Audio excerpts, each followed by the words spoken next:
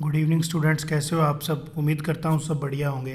तो भाई SK classes ने ना आपकी प्रैक्टिस के लिए आपके लिए एक और नई सीरीज़ की शुरुआत की है। देखो, अब तक प्रैक्टिस के लिए हम डेली डोज करते थे, डेली डोज चलती रहेगी। उसी के साथ साथ ना भाई हमें अपने आप को बहुत ज़्यादा अपडेट करना पड़ेगा। भाई एग्ज़ाम के अंदर पता नहीं कुछ भी पूछा जा सकता है, हो सकता है एग्ज़ाम में कोई भी चीज़ पूछ ले। तो हमें ना लैंग्वेज के साथ में अपनी फेमिलैरिटी को बढ़ाना पड़ेगा कि भाई हमें एक्चुअली में लैंग्वेज की समझ है कितनी। तो भाई कैसे भी क्वेश्चन फ्रेम करे, कितने भी गंदे से गंदे तरीके से वो क्वेश्चन पूछे, हमें उन क्वेश्चंस का आंसर पता होना चाहिए। और वो कैसे पता होगा भाई? वो जब पता होगा जब हमने उस तरीके की प्रैक्टिस की होगी। तो भाई अब से डेली डोज के साथ साथ हम आपके लिए एक और सीरीज़ लेकर आए हैं, ये वाली सीरीज़। और इस सीरीज़ का आपके लिए नाम क्या है जी? इसका नाम है परिवर्तन सीरीज़। क्या नाम है जी? परिवर्तन सीरीज़। भाई अब इतने से काम नहीं चलेगा कि भाई कुछ एरर प्रैक्टिस कर ली, फिलर्स कर ली, एक बेसिक एग्जाम पैटर्न की हम प्रैक्टिस करते जाएं। हमें और भी अच्छे तरीके से प्रैक्टिस करनी होगी कि पूछ क्या सकता है। एक्चुअली में हमें ये सोचना होगा, ये सीखना होगा कि एग्जामिनर सोच क्या सकता है क्वेश्चन बनाते टाइम। उसी के लिए आपके लिए ये सीरीज़ ला रहे हैं नई। इसका नाम है परिवर्तन सीरीज़। और इसके अंदर कुछ ज़्यादा नहीं, बस 20 क्वेश्चन की ही प्रैक्टिस करा करेंगे।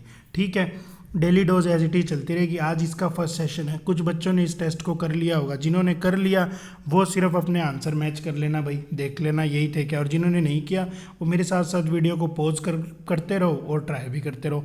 देखो फर्स्ट में क्या कहता है। फर्स्ट में क्या कहता है जी? आपको 2 सेंटेंसेस दिए और उसके नीचे आपको 5 ऑप्शन दे दिए। 2 सेंटेंसेस उसने आपको दिए और आपको 5 ऑप्शंस दिए।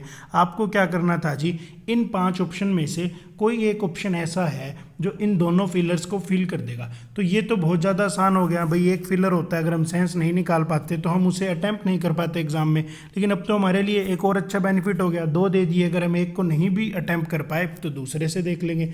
तो आ जाओ एक बार ही ट्राई करते हैं। देखो फर्स्ट में क्या कहता है। फर्स्ट में कहता है a few minutes after the emperor had passed the Pavlograd dash was order to advance. कि भाई थोड़ी ही देर के बाद जैसे ही एम्परर की डेथ हो गई, जो उनका राजा था, शासक था, उसकी मृत्यु के थोड़ी ही देर बाद पेवलोग्रेड को डैश किया गया। क्या किया गया? Was ordered to advance. क्या किया गया जी? उसे ऑर्डर किया गया एडवांस होने के लिए। अब मुझे एक बात बताओ, क्या किसी बच्चे ने इस पेवलोग्रेड का मीनिंग ढूंढा क्या? इसका कोई भी मीनिंग नहीं था, ये तो किसी का नेम था। मुझे कैसे पता लगा नेम था? देख लो इसका फर्स्ट इसका जो है पी कैपिटल में, और जब भी ऐसा कैपिटल में हो तो भाई वो नाम होता है। तो अब आगे क्या कहा गया होगा? देखो अब ये किसका नाम हो सकता है, आपको शायद नहीं पता होगा। ये किसका नाम हो सकता है भाई?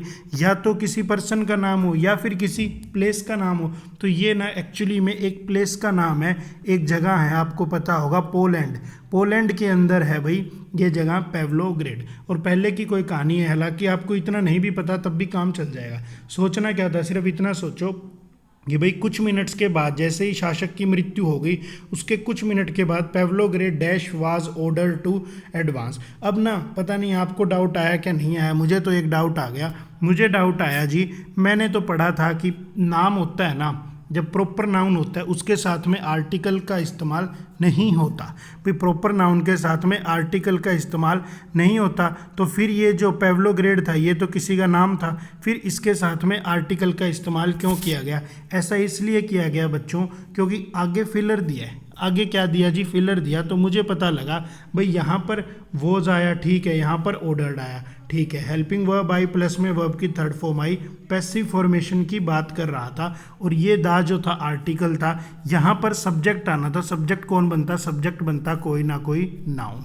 सब्जेक्ट कौन बनता जी? सब्जेक्ट बनता कोई ना कोई नाउन। और नाउन के लिए क्या आता है जी? नाउन के लिए कोई ना कोई एडजेक्टिव आता है। तो अब मुझे पता लगा कि ये जो पेवलोग्रेड है इसको तो वो एज एन एडजेक्टिव की तरह यूज़ कर रहा है, इसीलिए इसने इसके लिए क्या लगा दिया जी?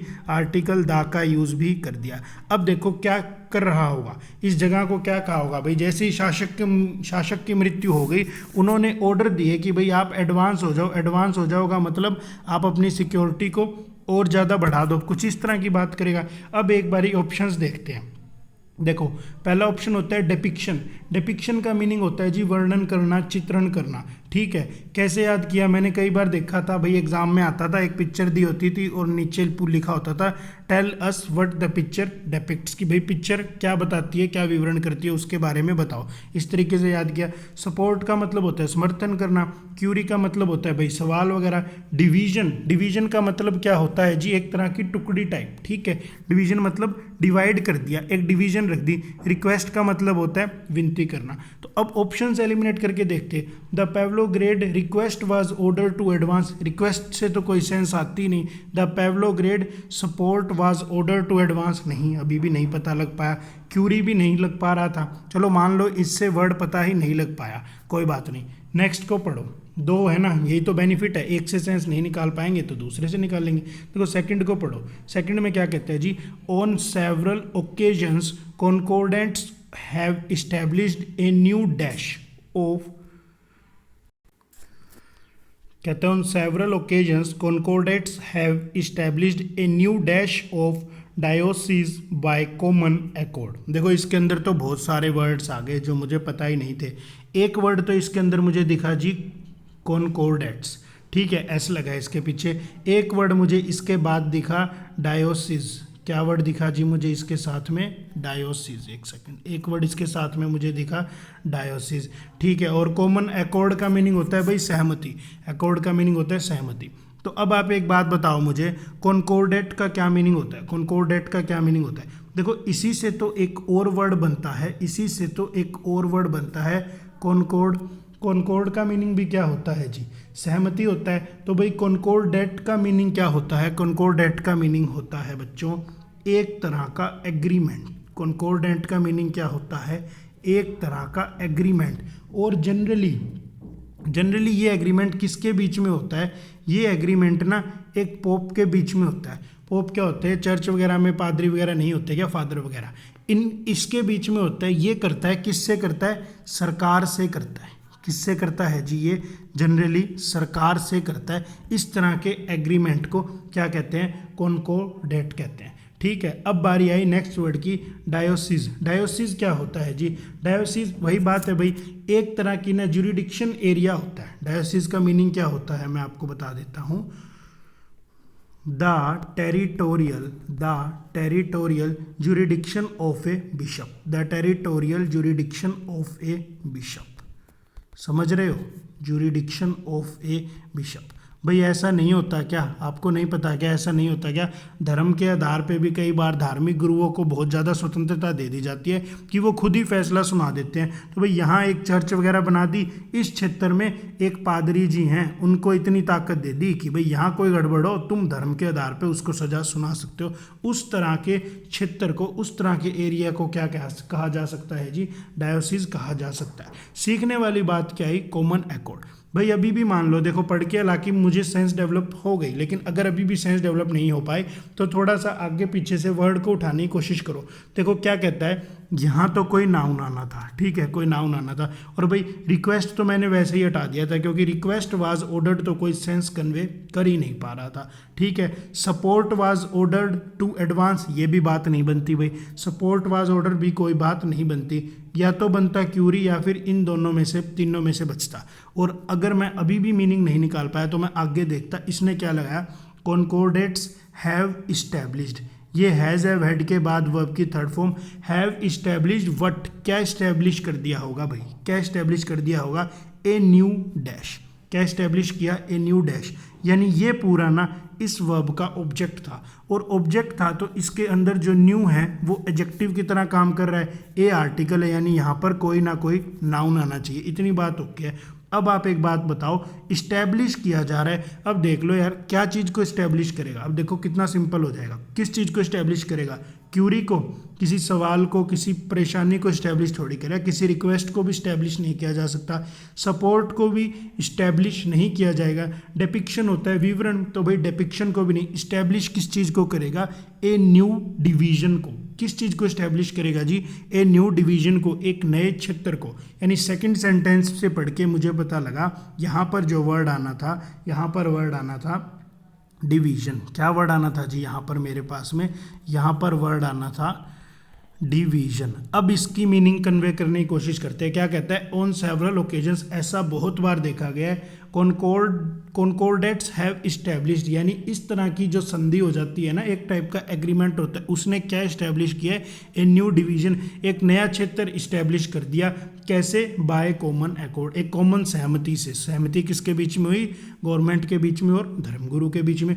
और अब फर्स्ट वाले की सेंस निकाल के देखो, क्या डिवीजन इसके अंदर फिट हो रहा है? बिल्कुल हो रहा है। देखो, a few minute after the emperor had passed away, थोड़े ही टाइम के बाद, जैसे ही एम्परर की डेथ हो गई, एम्परर पास अवे हो गया, क्या होता है? द पेवलोग्रेड डिवीजन, जो पेवलोग्रेड डिवीजन, जो पेवलोग्रेड का रीजन था ना भाई, पोलैंड के अंदर जगह थी, यहाँ का राजा मर गया मान लो, तो यहाँ का जो रीजन था, पेवलोग्रेड का जो डिवीजन था, उससे कहा, क्या आदेश दिया गया कि भाई अपनी सिक्योरिटी को एडवांस कर दो, अब तुम्हारे ऊपर भी अटैक हो सकता है। तो देख लो, एक से अगर मैं सेंस कन्वे नहीं भी कर पाया तो मैंने दूसरे से लगा लिया, और इसमें यही बेनिफिट होता है, एक से कुछ ऑप्शन एलिमिनेट कर दो, दूसरे वाले से आप एग्जैक्ट आंसर पर पहुंच जाओ। ठीक है, क्या था इसका आंसर? डिवीजन ही था। आ जाओ नेक्स्ट को देखते हैं। देखो 32 में क्या कहता है जी? 32 में कहता है the general synod was given full power to alter or dash canons और to repeal them or to enact new ones. ठीक है भाई, जो जनरल साइनोड है उसे पूर्ण अधिकार दिया गया, पूरी स्वतंत्रता दी गई, किस चीज़ की? टू अल्टर, कि भाई चाहे तो बदल ले, और डैश कैनन, या फिर डैश कर कैनन को, नहीं पता क्या है ये अभी, और टू रिपील देम, या फिर उन्हें रद्द कर दे, या फिर क्या कर? इनेक्ट कर। इनेक्ट का मतलब होता है लागू करना, या फिर कुछ नए लागू कर। अब बारी है जी, कैनन क्या होता है? तो शायद आप बच्चों ने इस वर्ड को तो देख ही लिया, सभी बच्चों ने इस वर्ड को तो देख ही लिया होगा, लेकिन इसके जैसा ही एक और वर्ड भी होता है, पता नहीं आपने देखा है या नहीं देखा, एक सेकंड रुको। इसके जैसा एक और वर्ड भी होता है, एक वर्ड तो आया ये वाला कैनन, और एक ये वाला कैनन भी तो होता है भाई, मैंने तो पढ़ा है, आपने पढ़ा है क्या? एक ये वाला कैनन भी होता है। क्या मीनिंग हो गया जी इन दोनों का? देखो, इसमें और इसमें डिफरेंस क्या है? इसमें और इसमें बहुत स्लाइटली छोटा सा डिफरेंट है। CANON, ऐसा हटा दो तो मैंने प्लूरल बना दिया, CANON, यहाँ भी CANON है, यहाँ पर बीच में एक एक्स्ट्रा N है, इस चीज़ को याद रख लेना। ये वाला जो कैनन होता है, ये होती है एक तरह की आर्टिलरी गन या फिर तोप, बंदूक या तोप उसको कहा जाता है।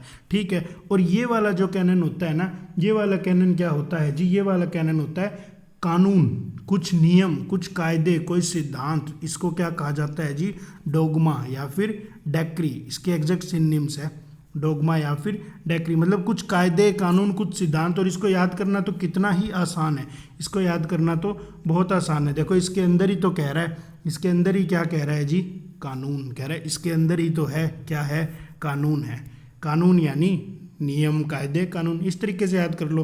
तो ये बात कुछ ऐसी कर रहा है कि जो जनरल साइनोड थे उसको पूरा अधिकार दिया गया कि चाहे तो बदल दे, या फिर कुछ और कर कानून के साथ, उनको रद्द कर, या फिर कुछ नए लागू कर। अब देखो कानून के साथ क्या करेगा वो? टिपिकल तो बात ही नहीं होती। टिपिकल का मीनिंग तो होता है एक तरह का जटिल या फिर कॉम्प्लेक्स। डिफरेंशिएट का मतलब होता है भाई डिफरेंस करना। ऑब्जर्व का मतलब होता है किसी चीज़ को एग्जामाइन करना। रिस्पॉन्ड का मतलब होता है किसी चीज़ पर अपना रिस्पॉन्स देना। एमेंड का मीनिंग होता है भाई किसी चीज़ को बदलना, to make minor changes. Amend का मीनिंग क्या होता है? टू मेक माइनर चेंजेस, किसी चीज़ में छोटे मोटे बदलाव करना, इसलिए बदलाव करना ताकि उनमें कुछ सुधार किया जा सके। तो मुझे तो कुछ ऐसा ही लग रहा है भाई, इस साइनोड को पूरी ताकत दी गई क्या कि जो कानून है ना, जो नियम है, उनको चाहे तो बदल दे, चाहे कुछ और लागू कर दे, चाहे कुछ ऑलरेडी को रद्द कर दे। क्यों रद्द कर दे? क्योंकि भाई तुझे क्या करना है? सुधार करना है। यानी मुझे तो यहाँ पर इसे पढ़ के तो अमेंड वर्ड बिल्कुल ओके लगा। Was given full power to alter और टू अमेंड वट कैनन्स और टू रिपील वट कैनन्स। ये जो देम है इस कैनन को रिप्लेस कर रहा है, प्रोनाउन यहाँ पर मैंने यूज कर दिया। और to enact new ones, what यही कानून। ठीक है, यानी यहाँ तो पता लग गया अमेंड आना था। अब चेक कर लो दोनों में सेम आना है, अगर अगले में भी आता है क्या, चेक करो। कहता है it is probable that further research will dash this classification. इस बात की संभावना है कि और ज़्यादा रिसर्च की जाएगी ना, तो जो ये हमारी क्लासिफिकेशन है, इस किस चीज़ की क्लासिफिकेशन है, प्लांट्स और एनिमल्स के बीच में डिटेल में, प्लांट और एनिमल को जो क्लासीफाई हमने किया गया डिटेल में, इस बात की पूर्ण तरह संभावना है कि जब हम और ज़्यादा इसके ऊपर रिसर्च करेंगे तो कुछ अमेंडमेंट्स होंगी, यानी कुछ चेंजेस होंगे। और ऐसा तो होता ही है भाई, रिसर्च कर रहे हो, एक बारी में ही सारे फैक्ट आपके सामने थोड़ी निकल आए, धीरे धीरे एक एक्सपेरिमेंट करा, फिर कुछ नतीजे निकले, फिर एक एक्सपेरिमेंट, फिर कुछ नतीजे, इस तरीके की बात कहना चाह रहा है। तो बिल्कुल ओके, कहते हैं हाँ अमेंड हो जाएगा। आज जो हमने रूल्स वगैरह बनाए हैं भाई, जो हमने क्लासिफिकेशन की, उसमें थोड़े बहुत अमेंडमेंट्स होंगे, बदलाव होगी, लेकिन जो मेन लाइन्स होंगी ना, जो मुख्य चीज़ होगी वो जनरली एक्सेप्टेड ही होगी। लेकिन जो मेन लाइन है ना इस चीज़ की, इस रिसर्च की, जो अब तक हमने मेन लाइन्स निकाली है वो एक्सेप्टेड ही रहेंगी। तो ठीक है, यहाँ पर भी वर्ड बिल्कुल ओके था, अमेंड। और इसी अमेंड से तो आपने सीखा था क्या, अमेंडमेंट, ये इसका आंसर है। इसी अमेंड से आपने क्या सीखा था जी, अमेंडमेंट, ये इसका आंसर था। ठीक है, दोनों को फिल कर गया वर्ड। नेक्स्ट को देख लो, नेक्स्ट में क्या कहता है जी, नेक्स्ट में कहता है lemons and his ministers shared there official premises peacefully with the new Secretary of State of Austrian Republic by sending out dash with an appeal for peace and quiet। कहते हैं भाई लेमस नाम का कोई व्यक्ति है और उसके मंत्री लोग हैं, ये क्या कर रहे हैं, शेयर कर रहे हैं अपने ऑफिशियल प्रीमिसेस को। कैसे शेयर कर रहे हैं, पीसफुली, शांतिपूर्ण तरीके से शेयर करें। किसके साथ में, जो न्यू सेक्रेटरी है, कहाँ का, स्टेट ऑफ ऑस्ट्रियन रिपब्लिक का। और कैसे शेयर करें, बाय सेंडिंग आउट डैश, यानी कोई चीज़ सेंड कर रहे हैं, मुझे नहीं पता क्या सेंड कर रहे हैं, और उस चीज़ के अंदर वो अपील कर रहे हैं कि भाई पीस, शांति वगैरह बनाए रखो, इस तरह की बात कर रहा है। तो अब आप देख लो एक बारी, ऑप्शंस देखते हैं, एक्ट्स, कॉलम, पोस्टर, आर्ग्यूमेंट या फिर नोवेल। तो भाई आर्ग्यूमेंट तो इसके अंदर मुझे कहीं से भी सुटेबल वर्ड नहीं लगा, इसको तो मैं यही एलिमिनेट कर देता। क्यों, क्योंकि भाई बात ही कर रहा है पीस और क्वाइट की। तो भाई अगर दो लोगों के बीच में पीस है तो उनके बीच में आर्ग्यूमेंट नहीं हो सकता, उनके बीच में डिस्कशन हो सकती है, चर्चा हो सकती है। आर्ग्यूमेंट तो होता है एक तरह का नेगेटिव सेंस दे देता है, तर्क वितर्क वाली सेंस नहीं देता। डिस्कशन हो सकती थी लेकिन आर्ग्यूमेंट नहीं होना था। आर्ग्यूमेंट होता तो फिर पीस नहीं रहता, इसीलिए ना मैंने इस ऑप्शन को तो बिना कुछ सोचे ही हटा दिया। अब मेरे पास बचे 4-5 ऑप्शन और, इनमें से देखते हैं। By sending out novel with an appeal for piece and quite, भाई नोवेल भेज रहे हैं बाहर, हो सकता है। By sending out acts, act थोड़ी, एक्ट तो क्या होता है, एक्टिंग करना, टू डू समथिंग, इस तरह की तो कोई सेंस ही नहीं दे रहा, एक्ट को भी हटा दिया। क्या ऑप्शन बचे, by sending out column. Column क्या होता है भाई, कॉलम तो न्यूज़पेपर वगैरह में दिया जाता है, हमने पढ़ा था ना, ये रो होती है, ये कुछ कॉलम्स होते हैं, इस तरह की बात करता है। हालांकि ये वर्ड मुझे अभी भी सूटेबल नहीं लगा, लेकिन चलो इसको मैं एलिमिनेट अभी भी नहीं करता। ठीक है, फिर देखते हैं और क्या बचा जी, पोस्टर। पोस्टर हो सकता है बाय सेंडिंग आउट, बाहर क्या भेज रहा है, पोस्टर भेज रहे हैं, और उन पोस्टर में क्या कर रहे हैं, अपील कर रहे हैं कि भाई पीस बनाए रखो, शांति बनाए रखो। एक बारी सेकंड को पढ़ो, many of the dash writers of the 19th century, 19वीं शताब्दी के बहुत सारे डैश राइटर्स, मुझे नहीं पता कैसे राइटर, डैश राइटर्स वर फॉर्मर स्टूडेंट, एक्चुअली में पुराने स्टूडेंट्स थे।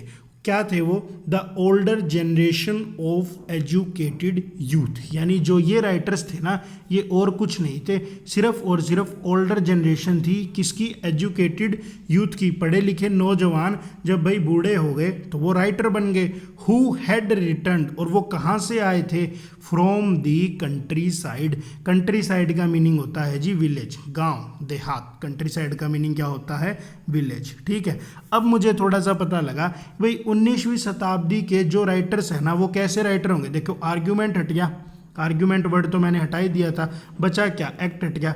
कॉलम राइटर तो कुछ भी नहीं होता और नोवेल राइटर भी कुछ भी नहीं होता, बचा क्या, पोस्टर राइटर्स। भाई जिन राइटर्स, जो राइटर्स हम आज पोस्टर में देख रहे हैं ना, जो 19वीं शताब्दी के थे, वो एक्चुअली में कुछ नहीं थे, वो पुराने पढ़े लिखे नौजवान थे जो भाई बूढ़े होके राइटर बन गए, और जो एक्चुअली में कहाँ से आए थे, कंट्री साइड, गाँव से आए थे। और पहले वाले में भी सेंस कंप्लीट कर देता है, बाहर क्या भेज रहे हैं जी, बाहर पोस्टर्स भेज रहे हैं और उनके अंदर अपील कर रहे हैं पीस की और क्वाइट की। ठीक है, दोनों ओके हो गए, पोस्टर होना चाहिए, इसका आंसर क्या है, पोस्टर इसका आंसर है।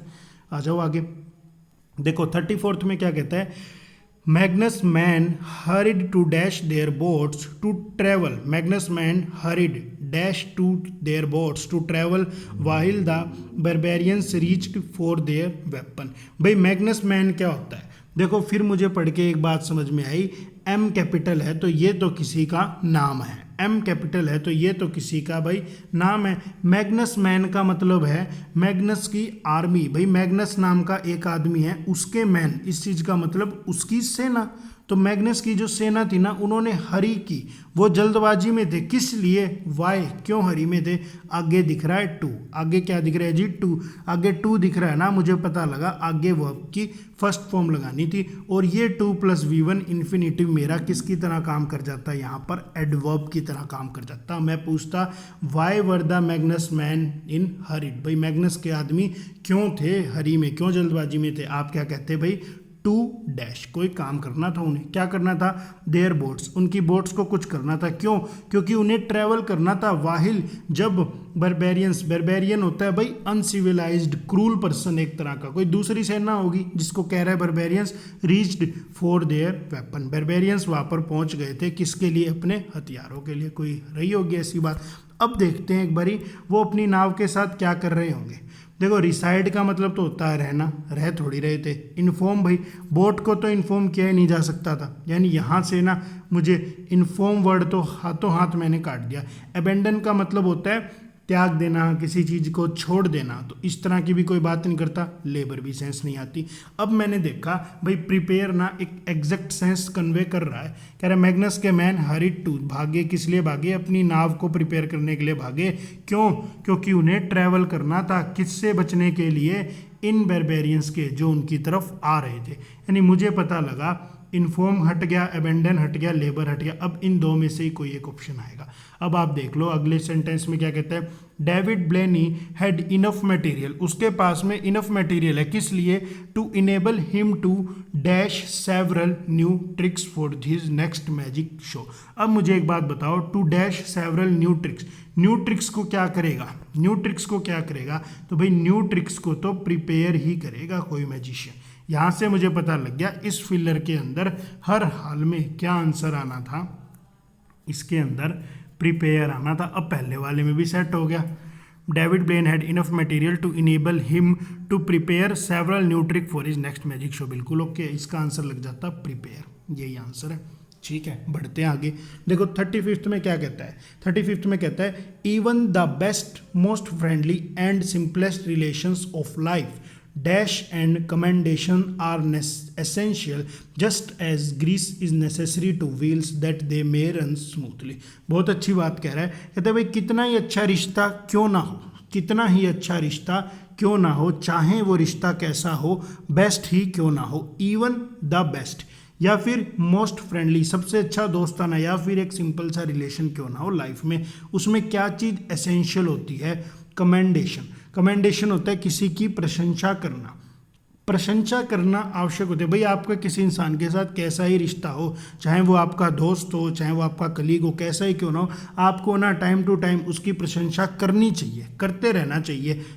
ये क्यों नेसेसरी है, क्यों एसेंशियल है, उसी प्रकार से एसेंशियल है जैसे ग्रीस की आवश्यकता होती है, किस लिए भाई, व्हील ताकि रोटेट करे, कैसे रोटेट करे, स्मूथली। भाई सिंपल सी बात है, हम कोई काम करते हैं, हमारा बॉस हमारी तारीफ कर दे तो हमें अच्छा लगता है, अप्रिसिएशन मिलता है। काम तो अगर तारीफ नहीं करेंगे तो भी करेंगे हम, लेकिन कर देंगे तो हम अच्छे से काम करेंगे। उसी तरह भाई ग्रीस नहीं होगा तो भी व्हील तो मूव करेगा, लेकिन ग्रीस होगा तो स्मूथली काम करेगा। इसीलिए ना जो हमारे इर्द गिर्द रिश्ते हैं, भाई बंधु है, दोस्त है, मम्मी पापा है, उनकी कभी कभी तारीफ कर देनी चाहिए। कुछ इस तरह की बात ऑथर करना चाह रहा है। तो भाई आपको पता है एंड नाम की कंजंक्शन दो सेम चीज़ों को जोड़ती। कमेंडेशन तो एक अच्छा पॉजिटिव वर्ड था, यानी मुझे यहीं से थोड़ी सी सेंस मिली, ओहो आंसर आ गया, मुझे यहीं से थोड़ी सी सेंस क्या मिली कि भाई यहाँ पर भी कोई पॉजिटिव वर्ड आना चाहिए। अब एक बारी ऑप्शंस उठा लो।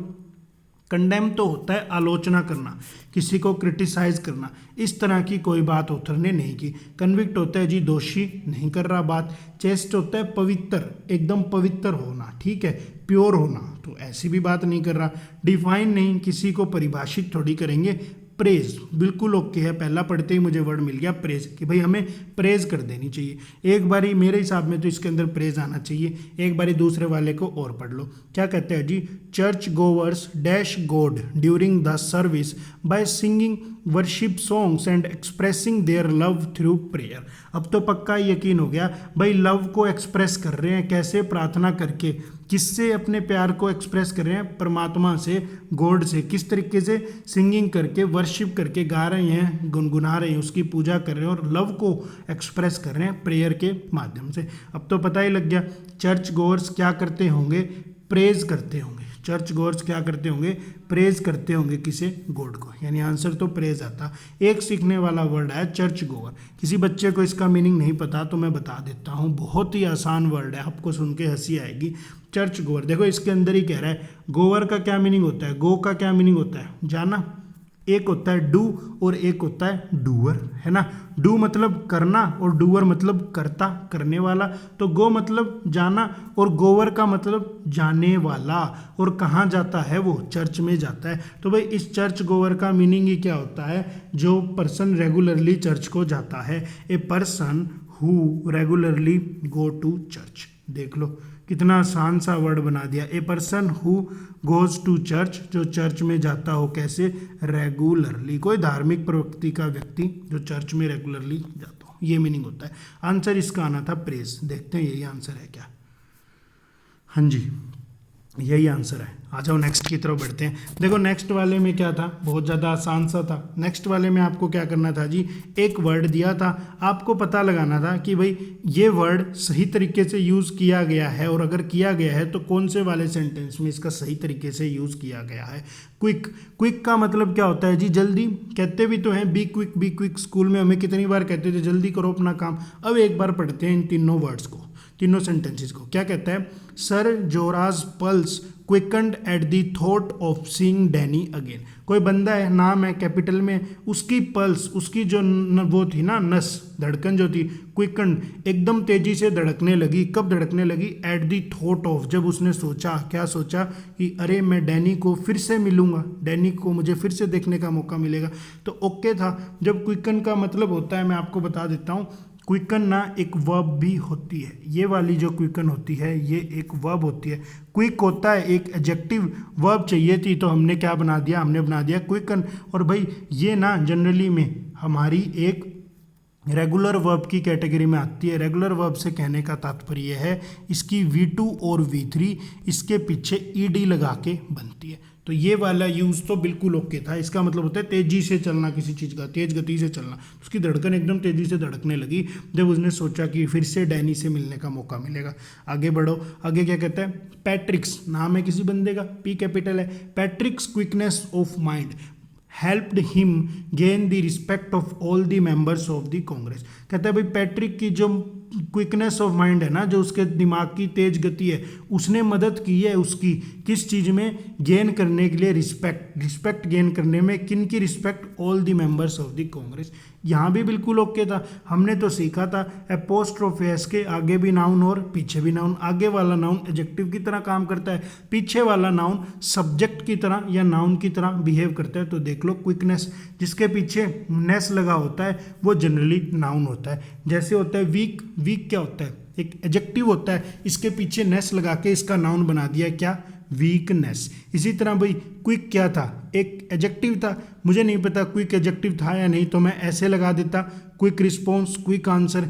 अभी इसने नाउन को क्वालिफाई किया तो ये क्या था, एडजेक्टिव था। इसके पीछे नेस लगा के क्या बनाया, नाउन बना दिया, क्विकनेस।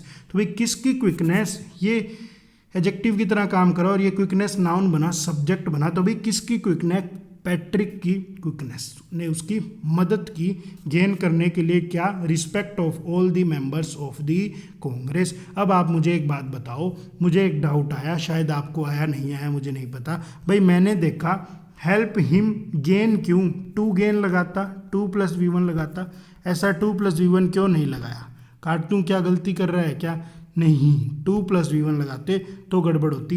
ये यूज़ बिल्कुल ओके था, क्योंकि आपने सीखा था, आपने क्या सीखा था, आपने कुछ वर्ड सीखे थे, कुछ वर्ब सीखी थी। आपने सीखा था लेट, बिड, हेल्प, मेक। आपने सीखा था कि इन वर्ब्स के बाद में आपने क्या सीखा था जी, इन वर्ब्स के बाद में हमेशा बेयर इन्फिनेटिव यूज़ होता है, यानी वर्ब की फर्स्ट फॉर्म यूज़ होती है। तो वही तो इसने किया, गेन ही तो लगाया। इसके अलावा कुछ और भी थे क्या, एक था वुड रेदर, एक था नो सूनर देन और एक था बट। ठीक है, सीख गए इतना। हाँ, तो सेकंड के अंदर भी यूज़ तो बिल्कुल सही किया। आगे कहता है it was ingenious and quick of him to spot the mistake within a couple of minute. कोई इशू नहीं है, ये वाला भी ओके था भाई। मुझे पता लगा, एंड सेम चीज़ों को जोड़ता, एंड सेम चीज़ों को जोड़ता, यहाँ पर वॉज मेन वर्ब थी। मुझे पता था is am are was were जब भी कभी मेन वर्ब बन जाती हैं तो उस सेंटेंस में सब्जेक्ट कॉम्प्लीमेंट आता है जो एडजेक्टिव बन सकता है। इंजेनियस, इंजेनियस यहाँ पर एक एडजेक्टिव था। इसका मीनिंग क्या होता है, इसके अंदर ही तो इसका मीनिंग बता रहा है। कहता है इन, इसके अंदर ही एक जीनियस बैठा है। इन मतलब इसके अंदर ही एक जीनियस बैठा है। इंजेनियस का मीनिंग होता है क्लेवर या फिर क्रिएटिव। क्या मीनिंग होता है जी, क्लेवर या फिर क्रिएटिव। और आपको इसका एक और सिनोनिम बताऊंगा जो मुझे लगता है शायद बच्चों को नहीं पता। क्या, प्रोमिथियन। क्या होता है जी, प्रोमिथियन। ये टी है। एक और सिनोनिम भी ये होता है इंजेनियस का। तो ओके है भाई, ये क्या था, उसके क्लेवरनेस ही थी और उसकी क्विकनेस थी भाई। इतनी आसानी से उसने पकड़ दी, गलती को पकड़ दी विद इन फ्यू मिनट्स। तो इसके अंदर कोई भी गड़बड़ नहीं कर रहा था। मैंने कैसे चेक करी बच्चों, मैंने ऐसे चेक करा, मैंने तो सिंपल सा देखा। मैंने देखा क्विकनेस एक नाउन होता है। अरे आंसर क्यों शो कर रहा है। मैंने देखा क्विकनेस एक नाउन होता है, बिल्कुल सही बात है। पोस्ट्रोफ के बाद नाउन चाहिए था, ओके। यहाँ पे मैंने देखा पल्स, यहाँ पर ये फिर से बन जाता, अपोस्ट्रोफे था तो ये हमारा एडजेक्टिव बनता है, ये नाउन बनता। नाउन के बाद मुझे वर्ब चाहिए थी, इसने वर्ब की फॉर्म लगाई, बिल्कुल सही लगाई। यहाँ पे मैंने देखा एंड सेम चीज़ों को जोड़ता। इंजेनियस एक एडजेक्टिव था, क्या क्विक एक एडजेक्टिव था, क्विक बिल्कुल एक एडजेक्टिव था। सारी पार्ट्स ऑफ स्पीच ओके थी, करेक्ट यूज़ कर रहा था मेरे हिसाब से। ई आंसर देखते हैं क्या आंसर है इसका। हम कहते हैं ई आंसर, बिल्कुल ई आंसर है, कोई गड़बड़ नहीं है, सारे सेंटेंस ओके थे। अब देखो ये वाला तो बहुत ही आसान और बहुत मज़ेदार है। इसके अंदर तो क्या था, अगर आपको मीनिंग नहीं भी पता था तो भी आप पोस्टमार्टम के जरिए से ही सोल्व कर देते। अगर इसमें आपको मीनिंग नहीं पता तो भी आप पोस्टमार्टम से बना सकते हो। कैसे, देखो मैं दिखाता हूँ तुम्हें। The dash are pushed or hammered into the ground and can be used for supporting a plant or forming part of a fence. मैंने देखा दा लगाया, मैंने देखा यहाँ पर क्या लगा रहा है जी, दा लगा रहा है। तो मुझे पता लगा दा आर्टिकल के बाद कोई ना कोई नाउन चाहिए और आर कोई हेल्पिंग वर्ब है, पुश्ड कोई मेन वर्ब है, यानी पैसिव फॉर्मेशन बना रहा है, यानी यहाँ पे मुझे कोई ना कोई नाउन चाहिए। ठीक है, अब आगे देखते हैं। हाँ, एक बार आगे देखते हैं। एक second. She has put and dash pile of papers on my desk and I have not a clue what to do with them. उसने मेरी टेबल के ऊपर, पाइल होता है एक ढेर जमा कर दिया पेपर्स का, कहाँ पर, मेरे डेस्क के ऊपर, और मुझे तो कोई क्लू ही नहीं है कि भाई इसका करना भी क्या है। ठीक है, बात क्लियर हो गई। अब आप मुझे एक बात बताते, कितना आसान हो गया। यहाँ मुझे दिखा she has put and what, क्या रख दिया होगा, पाइल ऑफ पेपर। मैंने देखा इस पाइल के लिए इसने आर्टिकल लगाया एन, भले ही आर्टिकल के बाद तो कोई नाउन चाहिए था, यानी भाई पाइल एक नाउन आ गया, लेकिन ये एन आर्टिकल लगा होगा इससे पहले आने वाले एडजेक्टिव के अकॉर्डिंग। और जो एडजेक्टिव आ रहा है वो भी कैसी साउंड वाला होगा, वो भी वाउल साउंड वाला होगा। ठीक है, इतनी सी बात मुझे समझ में आ गई। यानी मुझे पता लगा कि जी सेकंड वाले फिलर के अंदर, मुझे पता लगा सेकंड वाले फिलर के अंदर मुझे क्या चाहिए, सेकंड वाले फिलर के अंदर मुझे कोई ना कोई एडजेक्टिव चाहिए। अब देख लो थर्ड में क्या कहता है, at the roulette table. Roulette table क्या होती है भाई, कैसीनो वगैरह नहीं खेलते क्या? हाँ, खेलते तो नहीं, हम पिक्चरों में ही देखा है। क्या देखा है जी, एक वो गोल सी टेबल होती है जिसके ऊपर एक बॉल होती है, उस बॉल को डालते हैं और अलग अलग नंबर्स के ऊपर जाती है। वो एक तरह का जुए खेलने का गेम होता है वो। ठीक है, क्या कह रहा है, at the roulette table he dash $10,000 on number 21। भाई उसने उस गेम में, उस कैसीनो टेबल में, उस गेम के ऊपर $10,000 लगा दिए 21वें नंबर के ऊपर। तो ही सब्जेक्ट है, सब्जेक्ट के बाद इस सेंटेंस में वर्ब ही नहीं आई, और मैंने बताया था आपको कि सेंटेंस की जान ही वर्ब होती है, यानी यहाँ कोई वर्ब चाहिए। बहुत बढ़िया, यानी फर्स्ट में कोई नाउन चाहिए। अब दिए गए ऑप्शंस में से आप वर्ड चूज करो, इन तीन ऑप्शन में से कोई एक चूज करना है। अब तो बहुत आसान हो गया बच्चों, मीनिंग नहीं पता तब भी मैं पार्ट ऑफ स्पीच से हटा दूंगा। देखो मुझे पता है जिसके पीछे OUS लगा होता है उसका मीनिंग होता है फुल ऑफ, और वो एक एडजेक्टिव होती है। यानी भाई एडजेक्टिव कहाँ चाहिए, एडजेक्टिव तो मुझे सेकंड में चाहिए, यानी मुझे पता लग गया एनॉर्मस तो सेकंड के अंदर आना था। अब बारी आई, या तो स्टैक्स चाहिए या फिर क्या चाहिए जी, स्टैक्ड चाहिए। अब मुझे पता लगा कि भाई स्टैक्ड तो ना V2 लगा या V3 है, या तो वर्ब की सेकंड फॉर्म है या फिर वर्ब की थर्ड फॉर्म है, यानी एक तरह से ये वर्ब है। वर्ब कहाँ चाहिए जी, वर्ब कहाँ चाहिए मुझे, एक सेकेंड एक सेकेंड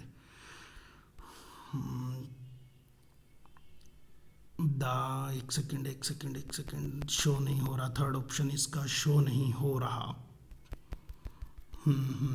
तो भाई मुझे पता लगा कि यहाँ पर मुझे वर्ब चाहिए, मुझे यहाँ पर वर्ब चाहिए, क्या चाहिए जी, कोई ना कोई वर्ब चाहिए, ठीक है, हाँ ठीक है, कोई ना कोई वर्ब चाहिए। और भाई या तो V2 है या फिर क्या है, ये वर्ब की थर्ड फॉर्म है, या तो V2 है या फिर वर्ब की थर्ड फॉर्म है, ठीक है। तो भाई थर्ड फॉर्म है यानी सेकंड फॉर्म है, वर्ब की थर्ड फॉर्म तो विदाउट हेल्पिंग में वर्ब का काम नहीं करी, तो वर्ब की सेकंड फॉर्म है यानी पास्ट का टेंस डिनोट कर रही है। और अब थर्ड वाले सेंटेंस में आप देख लो पास्ट का ही तो टेंस शो कर रही है, यानी मुझे यहाँ से ही क्लियर हो गया, मुझे क्या क्लियर हो गया भाई कि ये एनॉर्मस सेकंड के अंदर है, ये स्टैक्ड हमारे थर्ड के अंदर है, और फर्स्ट के अंदर कोई नाउन चाहिए था और इस टैग्स ने यहाँ पर नाउन की तरह काम कर दिया। यानी मेरे हिसाब में इसका आंसर होना चाहिए था ए, मेरे हिसाब में इसका आंसर क्या होता, ए, बिल्कुल ए ही था।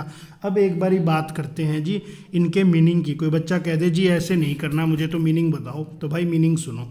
स्टेक का मीनिंग क्या होता है, स्टेक ना एक तरह का लकड़ी का एक औजार होता है जो थोड़ा सा शार्प होता है, जो आसानी से मिट्टी के अंदर धंसा दिया जाता है और उससे या तो फेंसिंग बनाई जाती है या फिर भाई मिट्टी के अंदर कुछ और प्लांट को देने के लिए, सपोर्ट देने के लिए लगाया जाता है। ऐसा नहीं होता क्या, घर में कई बार तुलसी का पौधा वगैरह होता है, वो पौधा झुक जाता है तो हम क्या करते हैं, यहाँ एक डंडा लगा देते हैं और उसको इससे बांध देते हैं, सपोर्ट दे दी, कुछ समय बाद अपने आप सीधा हो जाए। उस तरह के इंस्ट्रूमेंट को क्या कहते हैं जी, स्टैक कहते हैं। एनॉर्मस का मतलब होता है बहुत बड़ा या फिर विशाल। तो भाई उसने मेरे डेस्क के ऊपर कैसा पेपर का पाइल रखा था, बहुत ही विशाल रखा था। और इस स्टैक का जब ये वर्ब की तरह काम करता है, ये स्टैक जो है, ये वर्ड जो है दोनों तरीके से काम करता है, नाउन की तरह भी और वर्ब की तरह भी। जब ये नाउन की तरह काम करता है तब तो इसका मतलब क्या होता है जी, ए शार्प पीस ऑफ वुड। जब ये नाउन की तरह काम करता है तो इसका मीनिंग होता है sharp piece of wood use to give support. और जब ये वर्ब की तरह काम करता है भाई तो इसका मीनिंग क्या होता है, बेट करना, जुआ लगाना, बाजी लगाना, गैम्बल करना या फिर दांव पे लगाना। ठीक है, ये था। आ जाओ आगे बढ़ते हैं।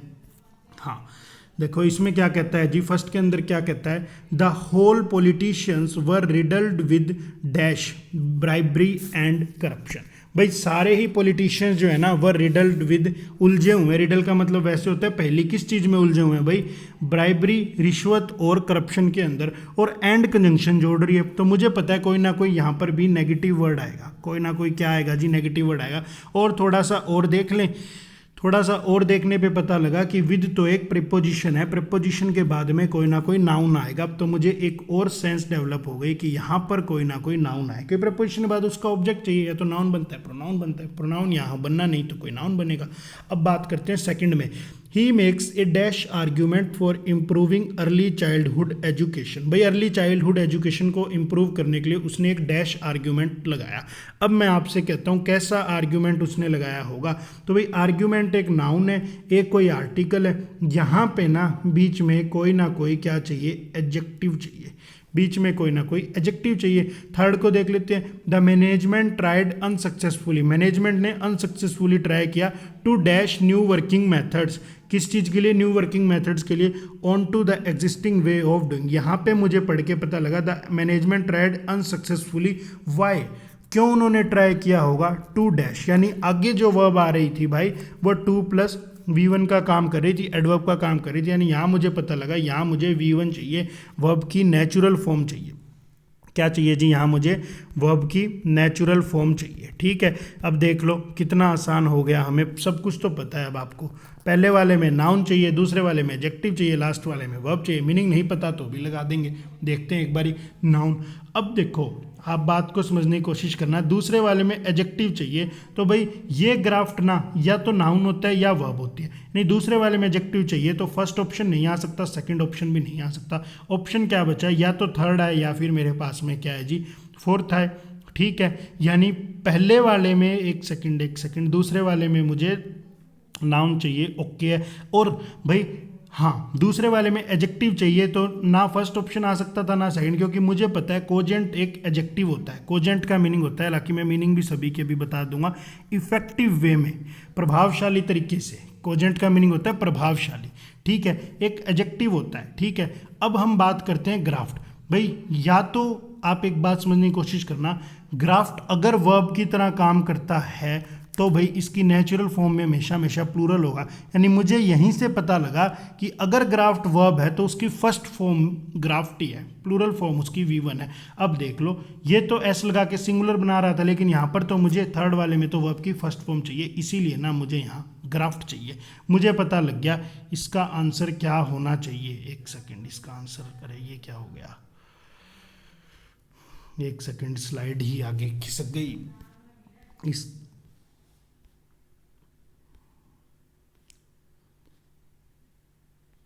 हाँ बिल्कुल, यानी मुझे पता लगा था क्या कि भाई सेकंड वाले में कोई एडजेक्टिव चाहिए तो कोजेंट लगाया, और यहाँ पर V1 चाहिए तो वर्ब की फर्स्ट फॉर्म क्या है, ग्राफ्ट है, और यहाँ पर कोई नाउन चाहिए तो ग्राफ्ट्स को इसने नाउन बना दिया। ये इसका आंसर था। ये तो मैंने सिर्फ पार्ट्स ऑफ स्पीच से आइडेंटिफाई किया। अब एक बारी मीनिंग देख लो, तो कोजेंट का मीनिंग तो सब बच्चों को मैंने बता दिया, इफेक्टिवली होता है या फिर प्रभावशाली होता है। लेकिन ये जो ग्राफ्ट होता है ये दो तरीके से काम करता है, सेम वे, या तो ये नाउन की तरह काम करता है या फिर ये वर्ब की तरह काम करता है। जब ये नाउन की तरह काम करता है ना, तो इसका मीनिंग क्या होता है, इलीगल या अनफेयर तरीके से गेन करना, पैसा कमाना। कैसे कमाना जी, इलीगल वे में, गलत तरीके से, गैर कानूनी तरीके से, या फिर अनफेयर तरीके से। तो ये तो एक नेगेटिव वर्ड है, देख लो नाउन के तौर पे, और फर्स्ट में यही तो चाहिए था। और जब ये वर्ब की तरह काम करता है तो इसका मीनिंग क्या होता है जी, टू ज्वाइन। टू क्या करना जी, जोड़ना किसी चीज़ को, या फिर क्या करना, यूनाइट करना। ये था, देख लो मीनिंग नहीं पता तो भी पार्ट्स ऑफ स्पीच से भी काम चल जाएगा, बहुत आसान है। अब देख लो इसको, इसके अंदर क्या कहता है जी, इसके अंदर कहता है a new dash of filmmaker has taken over Hollywood, ठीक है। A new dash of filmmaker has taken over Hollywood, एक second, a new dash of filmmaker has taken over Hollywood, ठीक है भाई।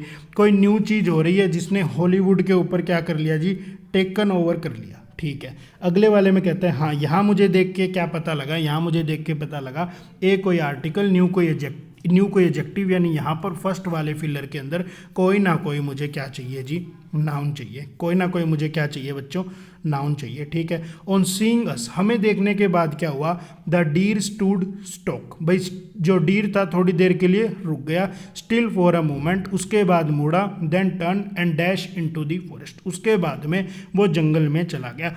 अब मुझे पता लगा भाई क्या, कि टर्न और एंड को जोड़ रहा है, ये तो एक वर्ब की सेकंड फॉर्म है, यानी यहाँ पर भी वर्ब की सेकंड फॉर्म आनी ही आनी चाहिए।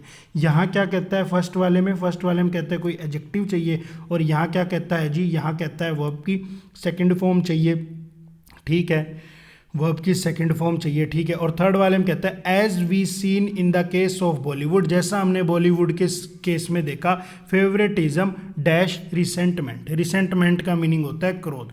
ये जो नेपोटिज्म या फेवरेटिज्म था ना भाई भतीजावाद या अपने चाहने वाले लोगों को फिल्मों में काम देना, इस चीज़ ने क्या कर दिया, गुस्सा लोगों का भड़का दिया। यानी ये सब्जेक्ट बन गया और ये ऑब्जेक्ट बन गया, यहाँ मुझे कोई वर्ब चाहिए, और फेवरेटिज्म एक सिंगुलर बना, इसीलिए यहाँ पर जो वर्ब आएगी उसके पीछे SEIS लगा होगा, और यहाँ पर वर्ब की सेकंड फॉर्म चाहिए, और यहाँ पर कोई ना कोई नाउन चाहिए। बस बहुत आसान है अब तो। अब देखो आप एक चीज़ समझने की कोशिश करना, सेकंड वाले में वर्ब की सेकंड फॉर्म चाहिए, लेकिन ब्रीड तो वर्ब की फर्स्ट फॉर्म थी। कैसे पता लगा, इसके पीछे S लगा है, तो A ऑप्शन नहीं हो सकता, D ऑप्शन भी नहीं हो सकता, ऑप्शन बचे सिर्फ और सिर्फ दो, बी या फिर सी। अब मुझे पता लगा यहाँ फेवरेटिज्म सिंगुलर सब्जेक्ट था, तो जो वर्ब आनी थी उसके पीछे SEIS लगना था, ऐसा एक ही ऑप्शन बचा, ब्रीड्स, तो ये भी एलिमिनेट। क्या आंसर आया जी, आंसर आया सी। आंसर क्या आया, सी। देख लो सी ही आंसर है। अब बात कर लेते हैं एक बारी सेंस से। तो भाई रिट्रीटेड का मतलब क्या होता है, रिट्रीट के दो मतलब होते हैं। रिट्रीट का मतलब होता है, एक मीनिंग तो होता है पलट जाना, आपने कोई वादा किया, आपने कोई एग्रीमेंट किया, आप उससे पलट गए, पीछे हट गए। दूसरा मीनिंग होता है चले जाना, पीछे निकल जाना। तो हिरण ने क्या किया भाई, मुड़ा और जंगल की तरफ पीछे निकल गया। एक मीनिंग तो ये हो गया, रिट्रीट तो क्लियर हो गया। अब बात कर लेते हैं जी ब्रीड की। अब बात कर लेते हैं ब्रीड की। इस पे लिखा क्यों नहीं जा रहा, क्या गड़बड़ हो गई। अब बात करते हैं हम ब्रीड की। तो ये जो ब्रीड वर्ड है ना, इस पे लिखा नहीं जा रहा, चल नहीं रहा, पता नहीं क्या हो गया। ब्रीड वर्ड जो है ना, ये भी दो तरीके से काम करता है, नाउन की तरह भी और वर्ब की तरह भी। नाउन की तरह जब ये काम करता है तो इसका मीनिंग क्या होता है जी, क्लास या फिर नस्ल, क्लास कह लो या फिर एक काइंड कह लो, या फिर आप क्या कह सकते हो जी, एक नस्ल कह सकते हो। ठीक है, क्या कह सकते हो जी, इसको काइंड कह सकते हो, क्लास कह सकते हो या फिर नस्ल कह सकते हो। और जब ये वर्ब की तरह काम करता है तो इसका मीनिंग होता है किसी चीज़ को जन्म देना या किसी चीज़ की शुरुआत करना। तो भाई वर्ब की तरह काम करवाया तो फेवरेटिज्म ने क्या किया जी, गुस्से को जन्म दे दिया, गुस्से की शुरुआत करवा दी बॉलीवुड इंडस्ट्री के अंदर। लोगों के अंदर गुस्सा फैल गया था ना, कुछ इस तरह की सेंस कर रहा है। और यहाँ क्या कह रहे हैं, एक न्यू ब्रीड, एक नई तरह की क्लास शुरू हो गई फिल्म मेकर में, जिसने टेक ओवर कर लिया किसको, हॉलीवुड को। इस तरह की सेंस दे रहा है। अगर मीनिंग नहीं भी पता तो भी आप लगा सकते हो, मैं यही चीज़ सिखाने की कोशिश कर रहा हूँ, क्योंकि भाई हमें पार्ट्स ऑफ स्पीच की अच्छी प्रैक्टिस है। अब आप देखो एक बारी, एक सेकंड, अब हम देखते हैं इसको क्या कहता है। The calcium, potassium and magnesium ions are dash or washed out of the topsoil into lower inaccessible subsoil. अब मुझे पता लग गया जी, आर के बाद यहाँ पर वर्ब लगा रहा है, तो इज़म आर वॉजवर के बाद तो वर्ब आती दो तरीके से थी, या तो V1 + ing या फिर वर्ब की थर्ड फॉर्म जब पैसिव फॉर्मेशन होती थी। तो यहाँ वर्ब की थर्ड फॉर्म लगा रहा है वॉश्ड आउट, यानी मुझे पता लग गया क्या, मुझे पता लग गया कि यहाँ भी वर्ब की थर्ड फॉर्म लगाएगा। इतनी सी बात पता लगने के बाद ही मेरे दो ऑप्शन तो सीधे सीधे हट गए, क्योंकि लीचीज तो वर्ब की सेकंड फॉर्म थी। अब मुझे पता लगा he is not dash involve, अब मुझे पता लगा he is not dash involve in the day to day management of the business any more. भाई वो डे टू डे मैनेजमेंट में इन्वॉल्व नहीं था बिजनेस की। और पहले वाले का मीनिंग था कैल्शियम, पोटेशियम और जो मैग्नीशियम आयंस होते हैं ये वॉश्ड आउट हो जाते हैं, धुल जाते हैं टॉप सॉइल के अंदर और नीचे वाली सॉइल में पहुंच जाते हैं, जहाँ लोअर इनएक्सेसिबल सब सॉइल तक। क्या होता है, आपने ज्योग्राफी में पढ़ाई होगा, बारिश वगैरह होती है तो भैया मिनरल्स वगैरह पानी के साथ बह के मिट्टी से निकल जाते हैं। इसी वजह से मिट्टी की गुणवत्ता, उसकी उपजाऊ शक्ति, फर्टिलिटी पावर धीरे धीरे खत्म हो जाती है, इसीलिए हमें फर्टिलाइजर्स का यूज़ करना पड़ता है। ऐसा बायो में मैंने पढ़ा था, ज्योग्राफी मैंने पढ़ा था।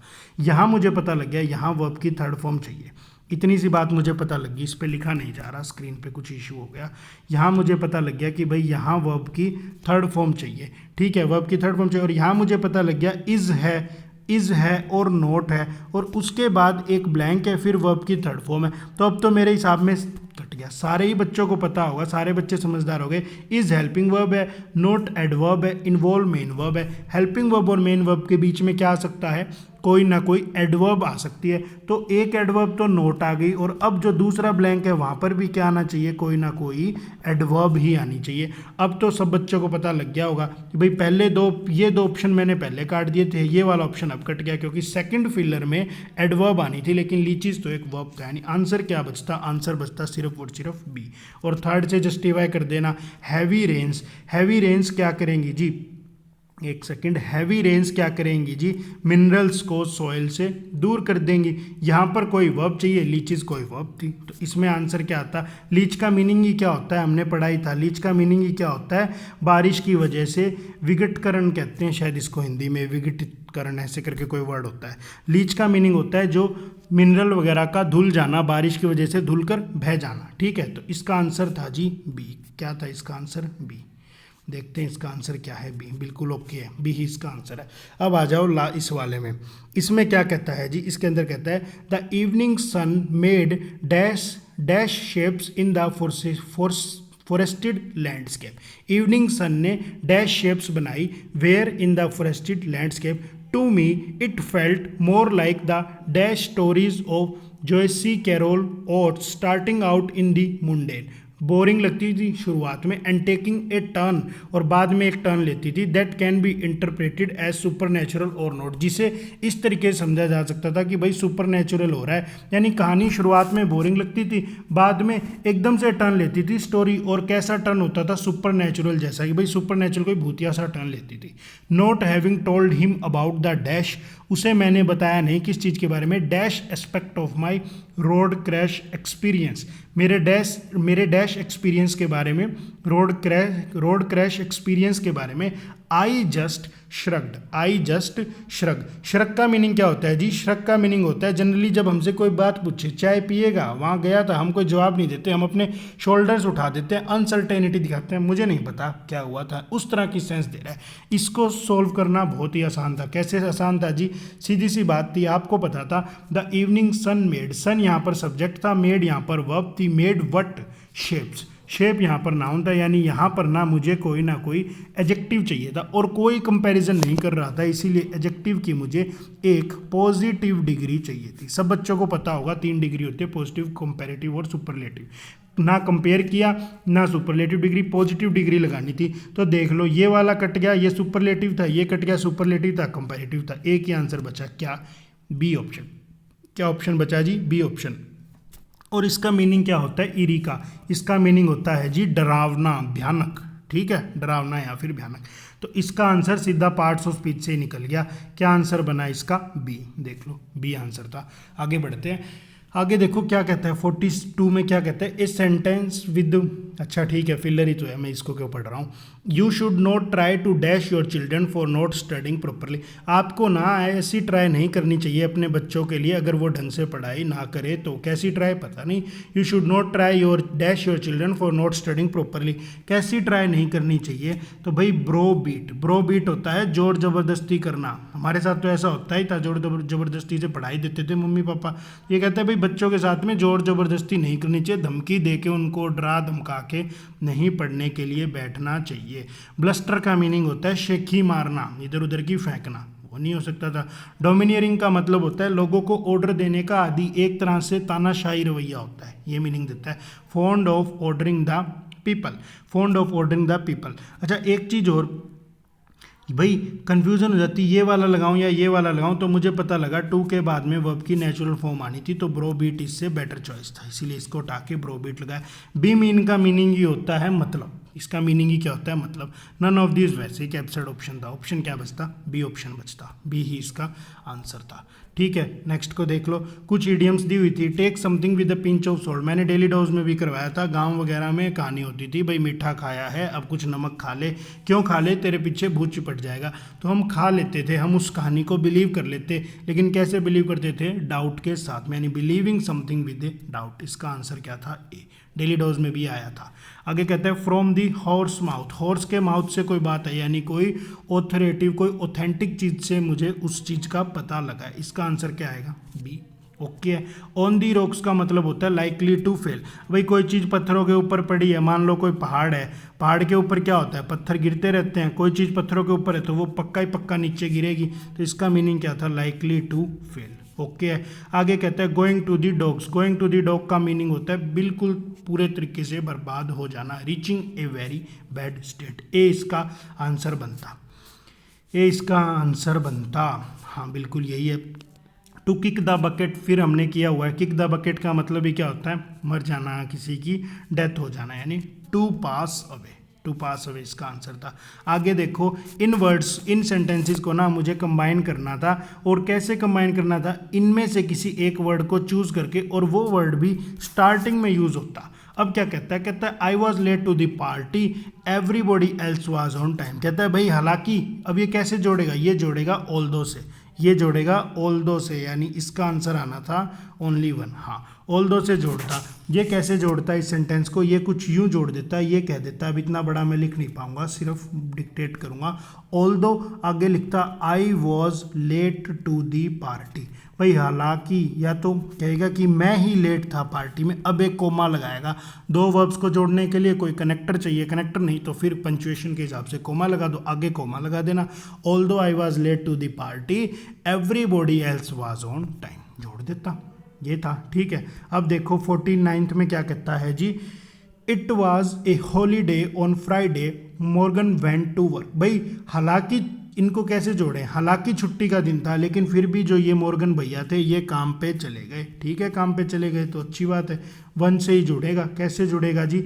अब देखो छुट्टी थी ना, तो इसको थोड़ा सा डिटेल में आपको जोड़ना पड़ेगा। आपको इसे कैसे जोड़ना पड़ेगा, ये यूं जुड़ेगा, इन स्पाइट ऑफ द फैक्ट, इस तथ्य के बावजूद क्या, that it was a holiday, कि भाई आज छुट्टी है, in spite of the fact that it was a holiday, फिर एक कोमा लगाना, फिर क्या बोलना, मॉर्गन वेंट टू वर्क। ठीक है, in spite of the fact that it was a holiday, Morgan went to work.